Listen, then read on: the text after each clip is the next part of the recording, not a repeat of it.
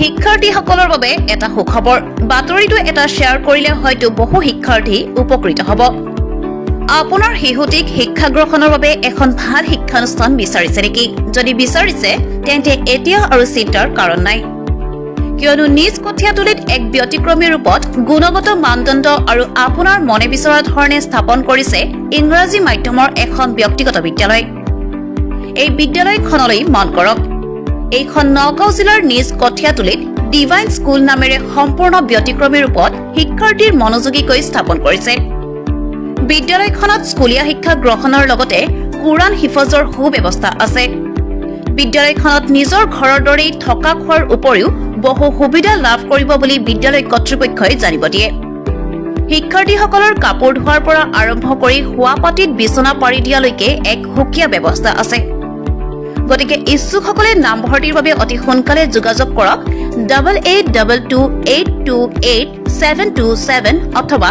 6002885465 নম্বৰত news desk report daily time আসসালামু আলাইকুম ৰহমতুল্লাহি বাৰাকাতু তেখেতে মোক সুধিছে উদ্দেশ্যটো কি এই অনুষ্ঠানটো খোলাৰ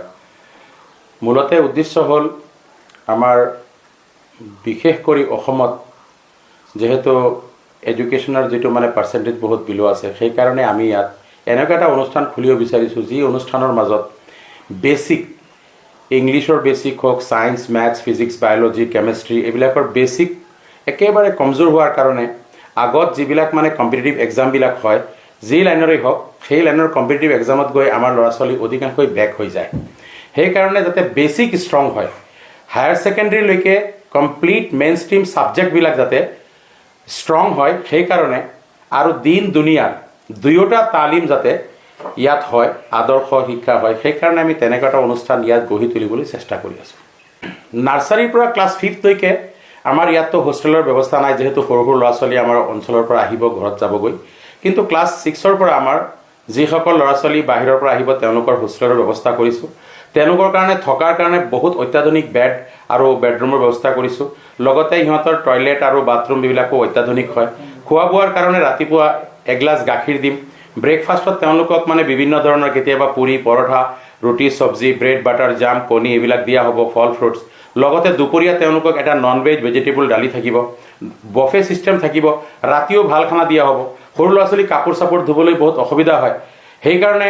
আমি কি কৰিছোঁ ইয়াত ড্ৰাই ক্লিনৰ ব্যৱস্থাও কৰিছোঁ যাতে ল'ৰা ছোৱালী কাপোৰ চাপোৰ মানে নিজে ধুব নালাগে আৰু ইয়াত খেলাৰ কাৰণে ফিল্ড আছে আৰু আমাৰ ইয়াৰ কাৰণে ইনষ্ট্ৰাকশ্যন থাকিব 24 ঘণ্টীয়া নিজামত 24 ঘণ্টীয়া আমাৰ ইয়াত নিগৰানীত থাকিব তত্ত্বাৱধানত থাকিব